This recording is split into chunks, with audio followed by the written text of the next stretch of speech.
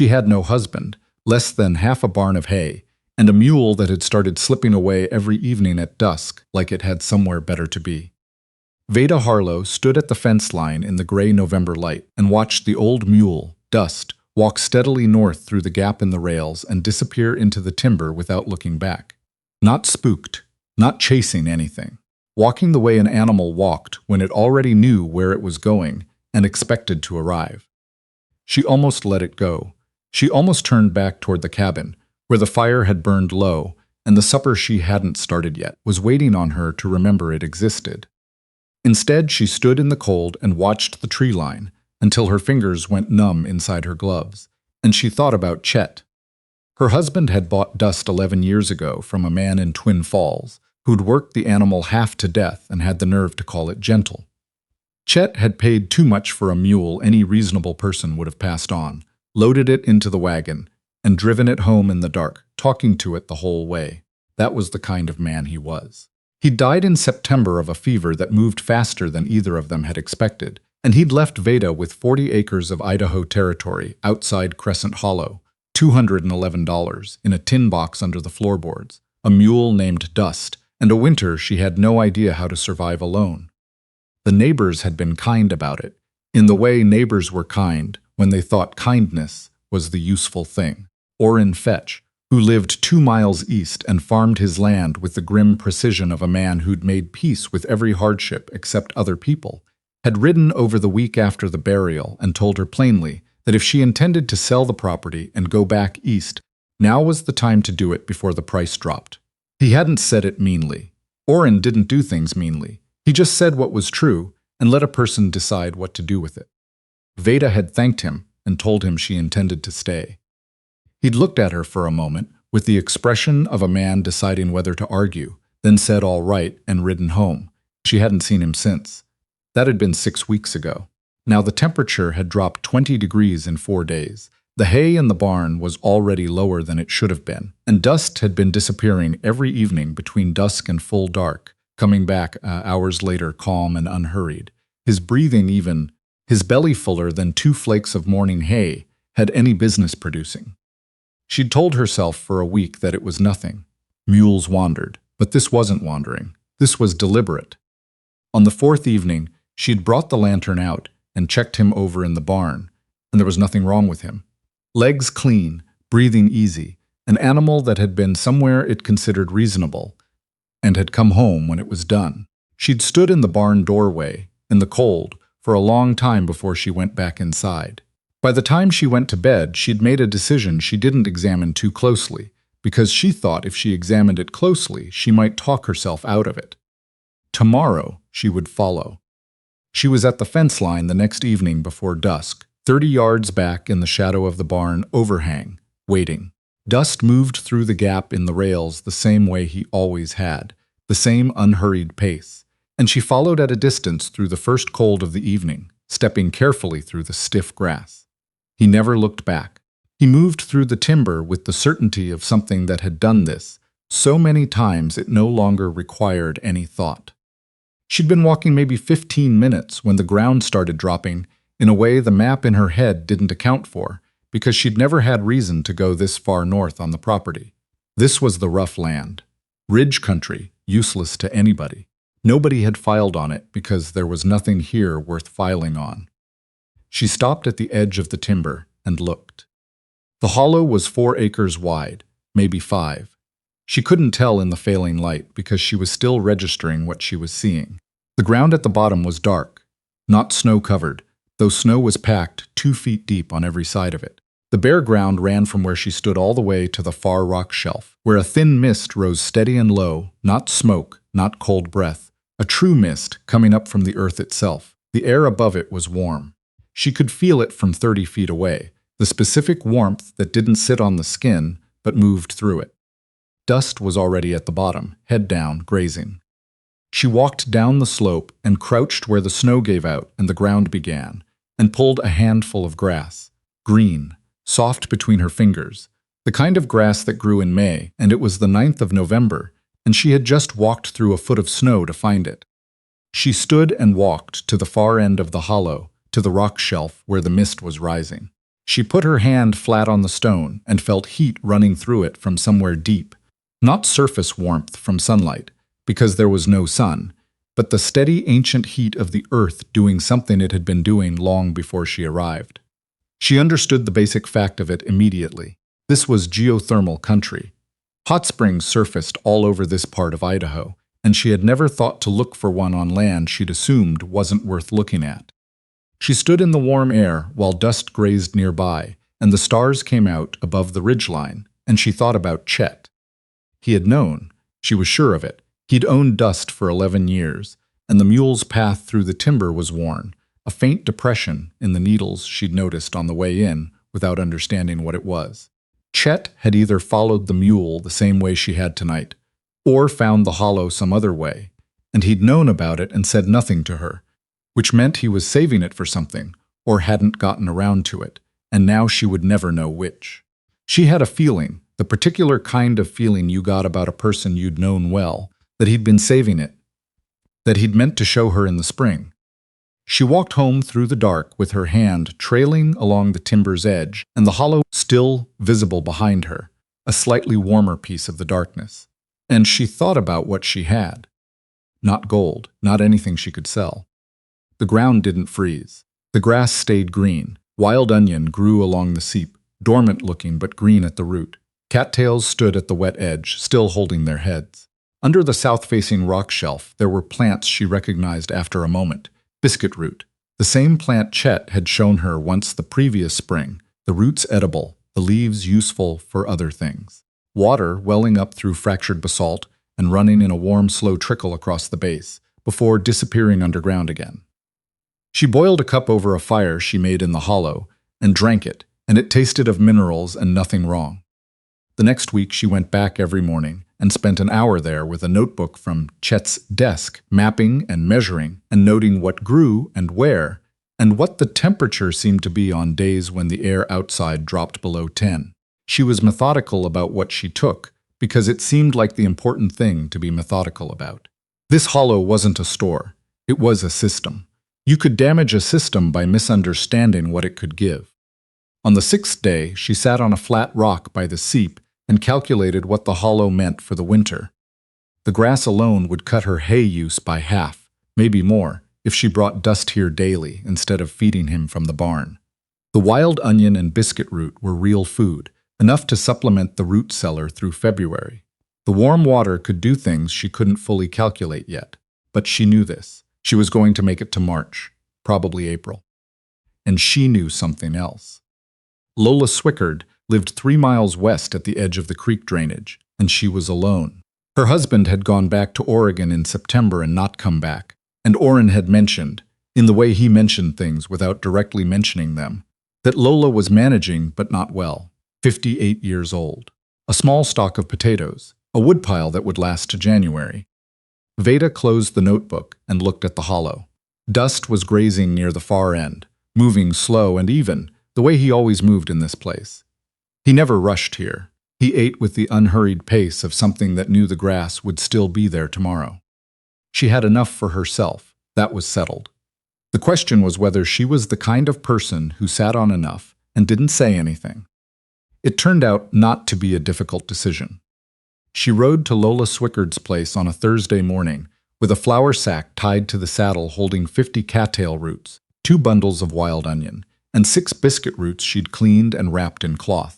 Lola met her at the door with the expression of a woman who had learned to be suspicious of kindness because she'd needed it too many times. "Veda Harlow," she said. "I found something on the north end of my property," Veda said, without preamble, because preamble was the wrong approach with Lola. "I have more than I can use. These will keep you until February, if you store them right." Lola looked at the sack. "What did you find?" "A warm hollow. Geothermal spring, I think. Ground doesn't freeze. Things grow there that shouldn't grow in November." Lola was quiet. Behind her, the inside of the house was cold in the way a house went cold when the fire was being rationed. Not the cold of a bad night, but the cold of a bad calculation made slowly over weeks. "Come in," she said. They sat at Lola's table for an hour. Veda said what she knew and said plainly what she didn't know yet. Lola listened without interrupting, and when Veda was finished, she said, "You came to me first." "You were most urgent," Veda said.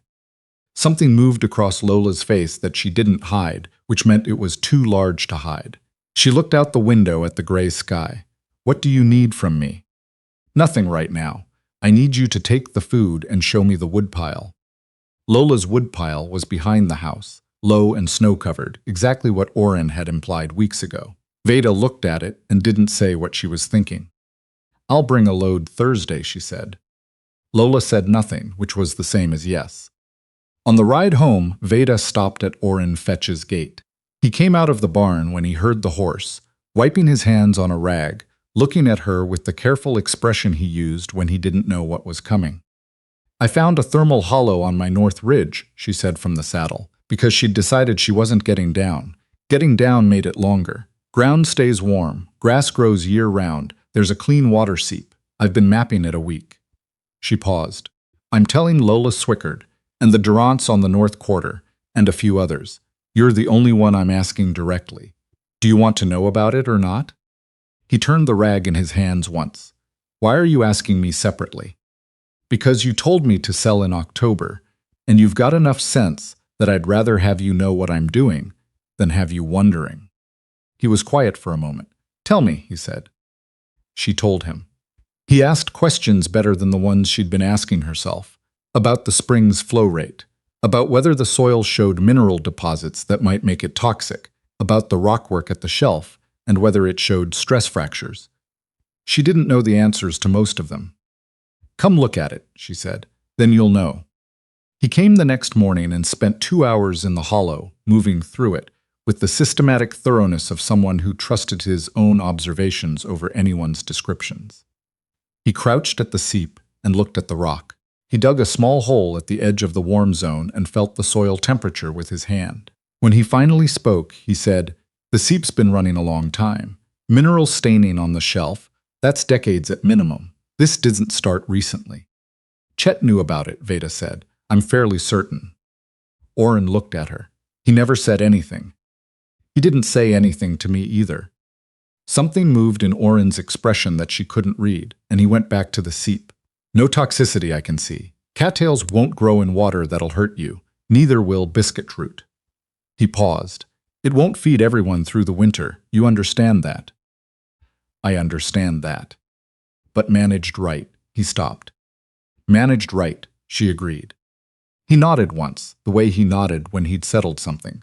Clee Durant built his root cellar wrong. Half his stores rotted in October. "I know. He won't ask for help. I know that, too." Oren looked at the hollow one more time, at the green grass and the warm mist, and the thing that had been here all along, patient and unannounced, waiting for someone to notice. "I'll ride out to their place tomorrow," he said. "Tell them about the hollow, bring them out to see it. Explain what to take and what to leave." He paused. "And there's an old man, Pel Giroux, in the creek bottom. Hasn't been out since October. I'll check on him." "You've been thinking about him." "I'm always thinking about him. He's 71 and stubborn as any animal I've known." They walked out of the hollow together, and Veda thought about how quickly a thing became more than one person when you let it. The weeks that followed had a structure the weeks before had not. Every other morning Veda went to the hollow and took what it offered, cattail roots, wild onion, biscuit root, and kept her record and left the seep undisturbed and the warmest ground near the shelf untouched, because she'd noticed the plants there were older and slower to recover. You learned a system's limits by watching it. You honored those limits by acting accordingly, even when what you needed was more than it could give. Oren brought the Durants.